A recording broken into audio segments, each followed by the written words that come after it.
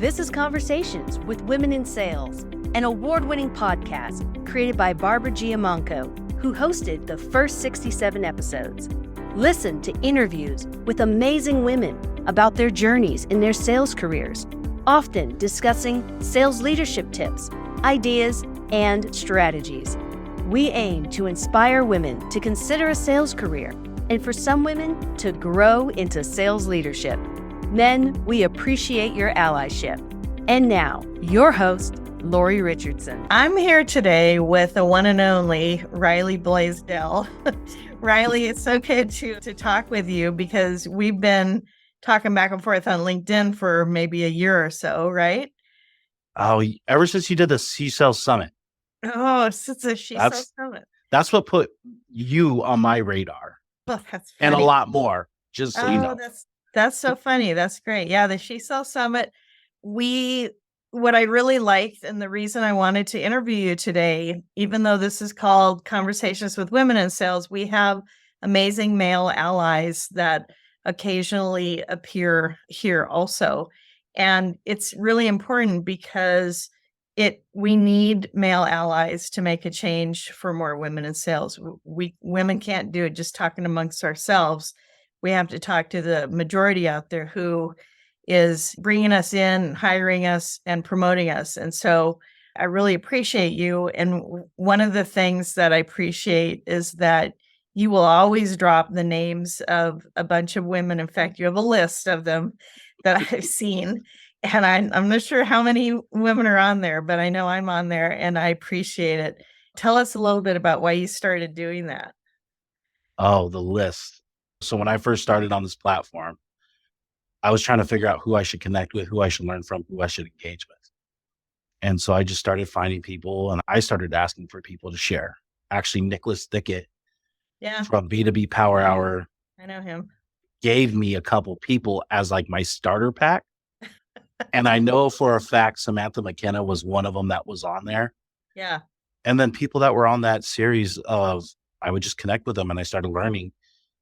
And what I really uncovered is I was looking at who was willing to show truth of success, failures, and ways for us to be encouraged and learn.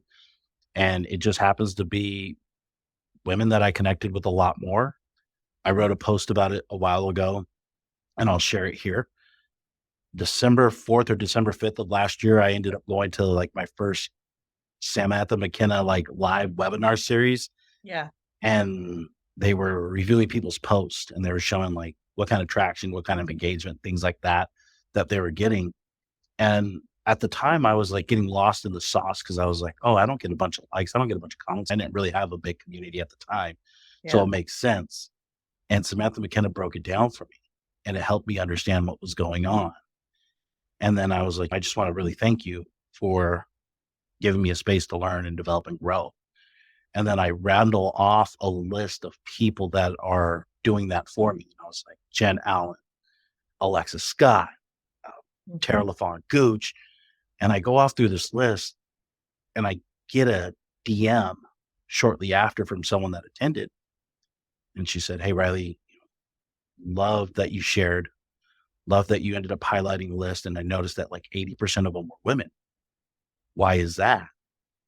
And I thought, I said, greatness is not defined by a gender, an orientation, a race.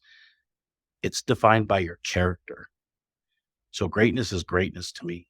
And I just happen to stumble upon a lot of people that are great. Yeah. I'm just willing to share who they are. And but you're also open to it, Riley, because I have to tell you something I've noticed in many years being in sales, is that, and I've noticed it with when my book She Sells came out, and I've noticed it at conferences where I was there with women sales pros with the trade show booth, is that there are a number of men who think that if it has the word women in it, it's not for them. And so I have books and I have a whole list of books that are written by women about sales, but they're for everybody. And so just like women read books that men wrote about sales, but it seems a lot of times men will say, oh, I'll give this to this one woman on my team.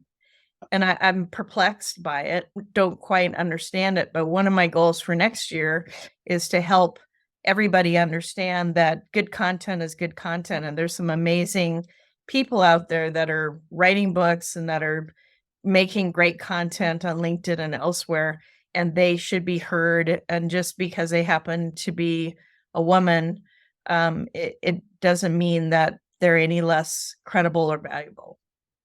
Yeah, spot on. One of my favorite authors is Brene Brown, and she Yeah. talks about vulnerability, right? And a lot of us are scared to be vulnerable. Yeah. And that's what makes you authentic, is when you show up as who you are and you're willing to say, hey, here's my failures, here are my flaws. And I'll be transparent. I guarantee you my mindset wasn't this way when I was up and coming as a very young pup. But I learned and I developed and I grew and I started noticing I can learn from so many more people if I just open my mindset to others that are speaking up, Yeah. whether they look like me or not. And at the end of the day, being a Hawaiian, I'm a minority. Being a woman, you are a minority. Yeah. We are all in this together.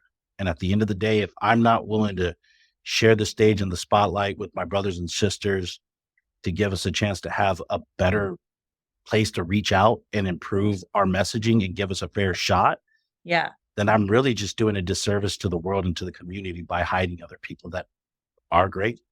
Oh, that's awesome. I love that. And in talking before we started recording, you were talking about differentiating yourself and the whole how Samantha McKenna's Show Me You Know Me made a big impact. And you started telling me a story. I said, wait a minute, because I want us to record that.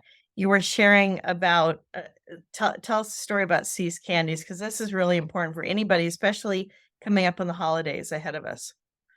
Yeah, I would cold call this company probably for a good 4 years. And I would always send an email. And in my last role, send an email means you're not getting through, bro. Doesn't matter. And so eventually I ended up getting a hold of her. And it was right around Easter. And I ended up talking to her and I was like, hey, Laura, this is Riley. I wanted to know if you guys are looking at a new vendor for disposable gloves. I'd love to have that conversation. She was like, no, we're not. And she started sharing why she wasn't. And at the end of the call, I was just like, hey, I know Easter's coming up. Do you have any fun traditions that you guys do? My family, when I was a kid, we used to get C's candy for our Easter baskets every year, and I loved it. She stopped and paused and she said, my uncle would send me C's candy around Christmas every year, but this is going to be the first year that he doesn't. So I mentally jotted that note down. And around Christmas time, I sent her a box of C's candy and I said, thinking of you. I got a phone call like that. Hey, Riley, this is Laura. And I was like, Laura, how you doing? What's going on? And she was like, got the C's candy. Thank you very much. Still can't use you as a vendor. And I was like, don't even care about being a vendor or not. I just wanted to let you know I was thinking of you. And then, gosh, that was maybe a year later. She came on board and became a client, and her first order was $240,000 worth of spend. It was a solid account, but it was because of that. She told me if she ever was able to make a change, I will be the person that gets her business. So even though that I know she came to me with her first order, I didn't look at gouging her for pricing or anything. I was like, hey, here's what the market's doing based on your volume. This is what you're going to get. Here's where we can go. Here's where I can help you out. Because at the end of the day, my style and my technique or my understanding, I work with people and their success is a byproduct of my success. So the only reason why I've hit quota the way I've exceeded quota, ways I've been able to do really well in my career is because other people have given me the opportunity to share that stage with them and allow me to contribute in any which way I can. Yeah, that's great.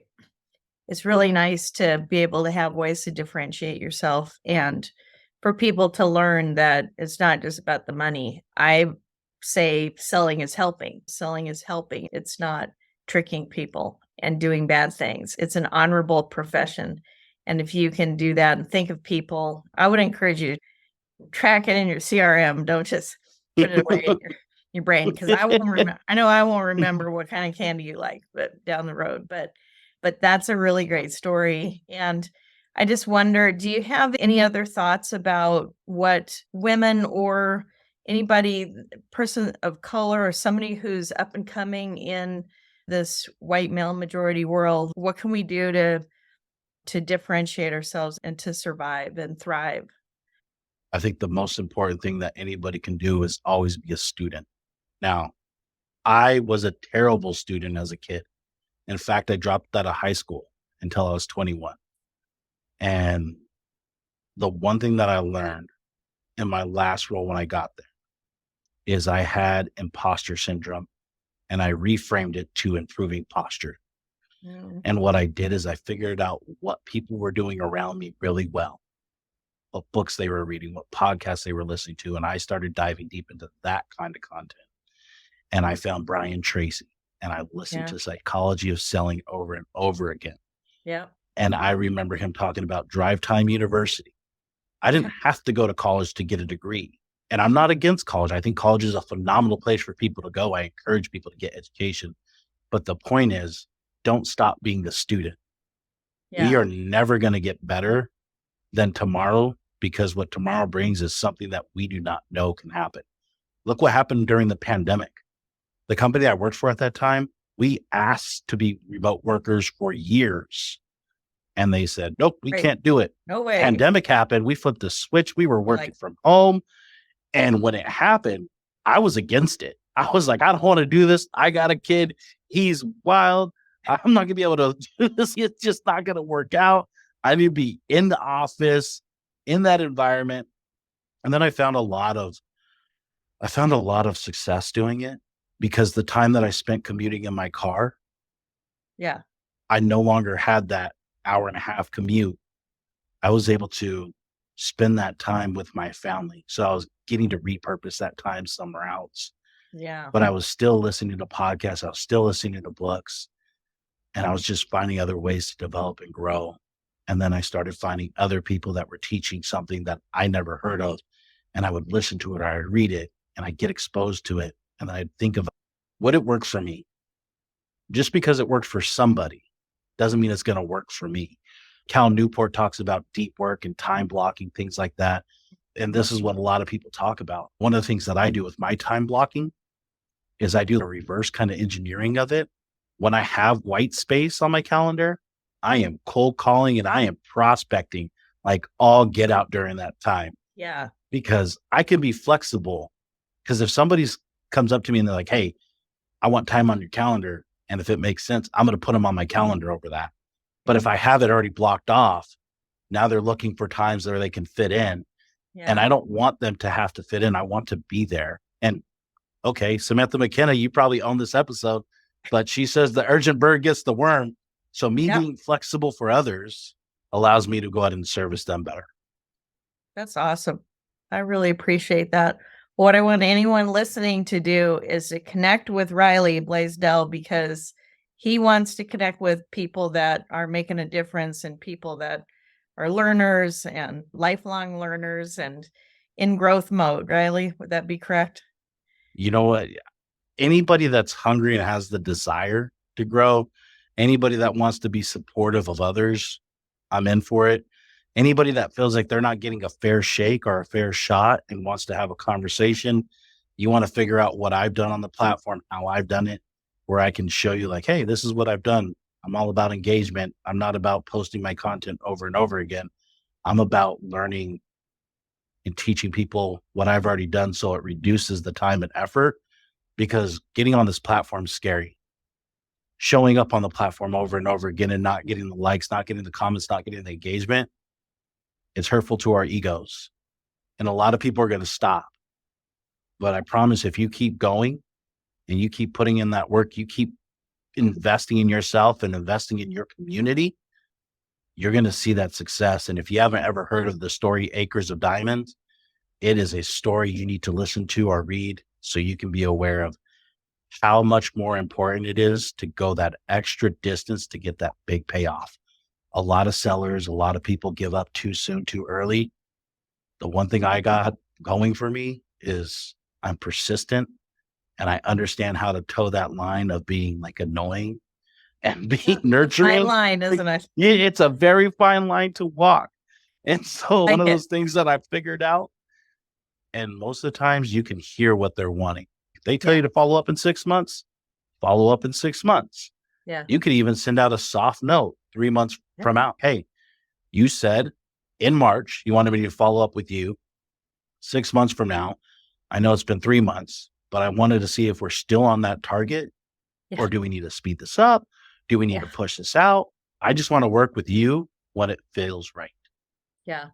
Going That's so anywhere. important. And being open to learning that's the thing I did from my early 20s on, was that I just try to be a sponge. And I knew that sales had psychology involved, and it had negotiation involved, and it had communication involved. And so I just learned everything I could about all those topics. And I continue to do, because people change and things change and the environment changes, and we can never know everything. Anyone that thinks they do know everything in our industry, I stay away from those folks. That's like a doctor that has to act like they know everything. It's like, we don't have to do that.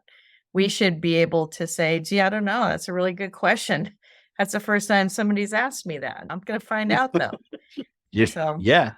There's one saying that I tell people, surround yourself with fountains, not drains.